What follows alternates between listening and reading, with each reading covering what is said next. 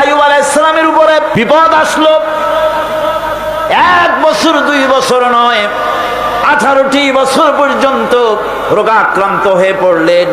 শরীরে ব্যাধি হলো, গোশতগুলির মধ্যে কীড়া হয়ে গেল, পোকা হয়ে গেল। তিনি ধৈর্য ধারণ করলেন। বিবি বাল বাচ্চা দূরে চলে গেল।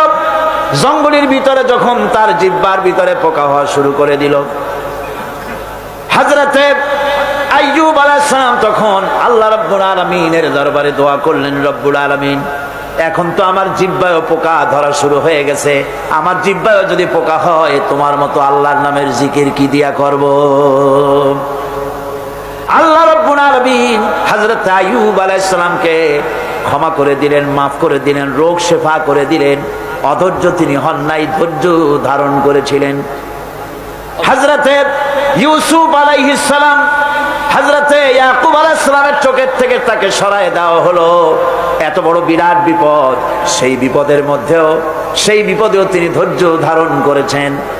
ধৈর্য ধারণ করার কারণে আল্লাহ রাব্বুল আলামিন এমন নিয়ামত তারে দান করলেন। আল্লাহ পাক হযরত ইউসুফ আলাইহিস সালামকে বাঁচায় রাখলেন। শুধু বাঁচান নাই, প্রেসিডেন্ট বানায় দিলেন। আর তার জামা নিয়ে যখন আসতেছিলেন, কোথায় মিশর, কোথায় কেনান, হযরতে ইয়াকুব আলাইহিস সালাম বলেছেন, আমি যেন আমার নাকের ভিতরে ইউসুফের ঘ্রাণ পেতেছি। হযরতে ইউসুফ আলাইহিস সালাম তিনিও কি বিরাট ধৈর্যের পরিচয় দিলেন, কোরআন সাক্ষী। সামনে তার সেই 11 ভাই যারা তাকে ফেলে দিয়েছিল গর্তের ভিতরে।